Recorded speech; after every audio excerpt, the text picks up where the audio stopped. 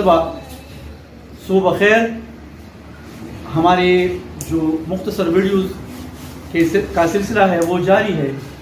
اس سے پہلے ہم نے کچھ صنائع معنوی کے بارے میں ویڈیوز کیے تھے، آپ کی خدمت میں پیش کیے تھے، جنہیں بہت سے لوگوں نے پسند بھی کیا ہے اور مجھے کالز کے ذریعے اور دوسرے رابطوں کے ذریعے انہوں نے مجھے کہا بھی ہے کہ یہ سلسلہ اسی طرح جاری رہے. اسے آج کی ویڈیو سے پہلے ہم نے صنعت تعلیم، صنعت حسن تعلیم اور صنعت تضاد کے بارے میں آپ کو سمجھانے کی کوشش کی ہے.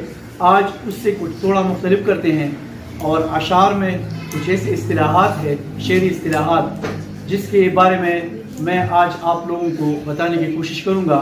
آپ لوگوں نے بار بار وہ الفاظ سنے ہوں گے، ہم اس کی آسان الفاظ میں وضاحت کریں گے، جس میں ہے مطلع، مقطع، اور اس کے علاوہ ہے قافیہ، ردیف، تخلص ہے.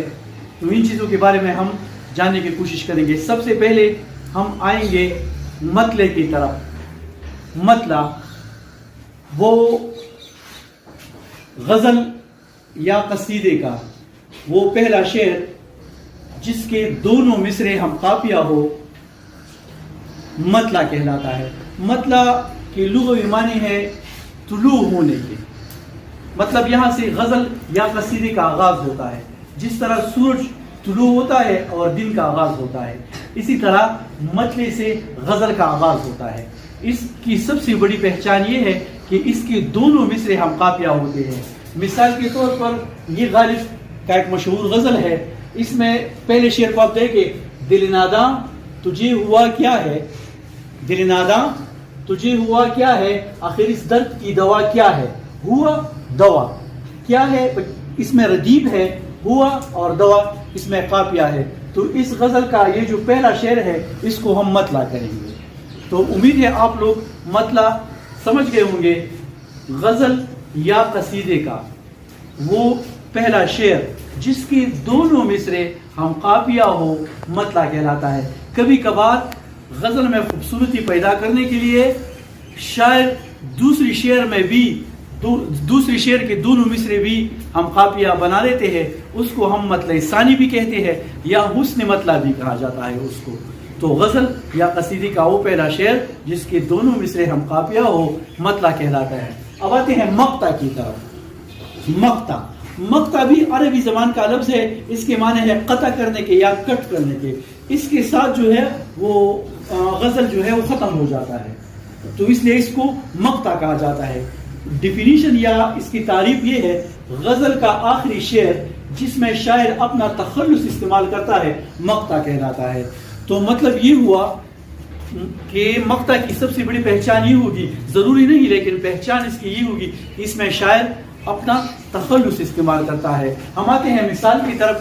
غالب کی اس مشہور غزل میں یہ مقطع ہے، ہم نے مانا کہ کچھ نہیں غالب، ہم نے مانا کہ کچھ نہیں غالب، مفت ہاتھ آئے تو برا کیا ہے. غالب اس میں تخلص ہے اور یہ اس غزل کا آخری شعر ہے اور یہ ہے مقطع. امید ہے آپ لوگ مقطع بھی سمجھ گئے ہوں گے. مطلع غزل کا پہلا شعر جس کے دونوں مصرے ہم قافیہ ہوں. مقطع غزل کا آخری شعر جس میں شاعر اپنا تخلص استعمال کرے. اب آتے ہیں اپنے تیسرے اصطلاح کی طرف جو ہے ردیف. ردیف کی لغوی معنی ہے پیچھے بیٹھنے والا، لیکن یہاں پر اصطلاح میں وہ لفظ یا الفاظ جو مصرے کے آخر میں قافیہ کے بعد جو کہ تو دہرائے جائیں ردیف کہلاتا ہے. وہ الفاظ یا لفظ جو قافیہ کے بعد مصرے کے آخر میں ہو جو کہ تو دہرائے جاتے ہیں اس کو ردیف کہتے ہیں. مثال کے طور پر یہ جو غزل میں نے لکھی ہے، اس غالب کی اس غزل میں کیا ہے جو ہے وہ ردیف ہے. یہ ہر مصرے کے آخر میں پہلے شعر کے دونوں مصرے اور پھر دوسرے مصرے میں بار بار استعمال ہوا ہے. کیا ہے یہاں پر بھی ہے، کیا ہے، کیا ہے، کیا ہے اور آخر میں کیا ہے.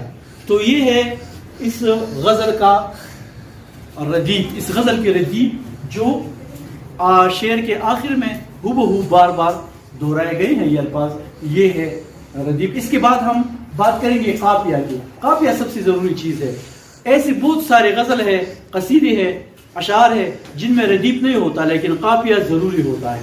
غزل کے اشعار میں قافیہ جو ہے وہ ضروری ہوتا ہے. تو قافیہ وہ ہم آواز الفاظ جو مصرے کے آخر میں ردیف سے پہلے آتے ہیں قافیہ کہلاتا ہے. وہ ہم آواز الفاظ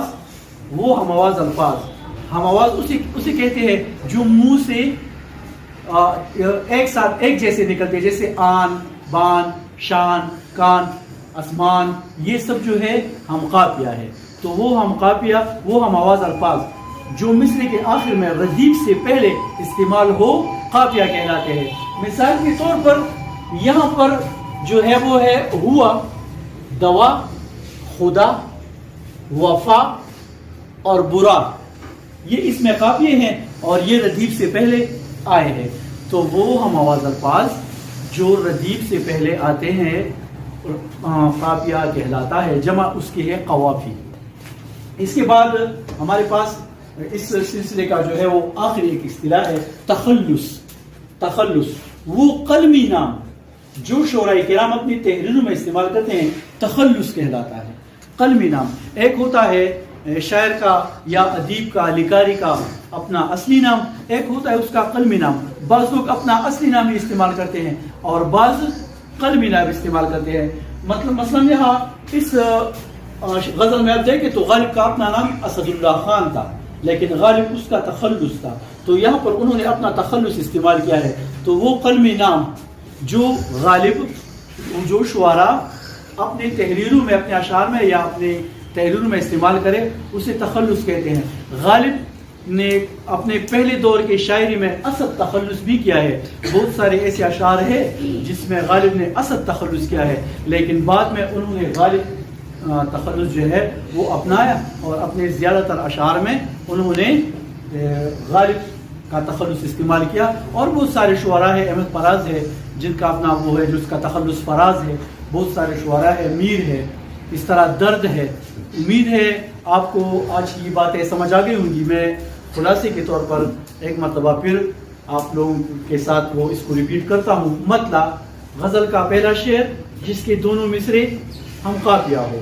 مقطع غزل کا آخری شعر جس میں شاعر اپنا تخلص استعمال کرے.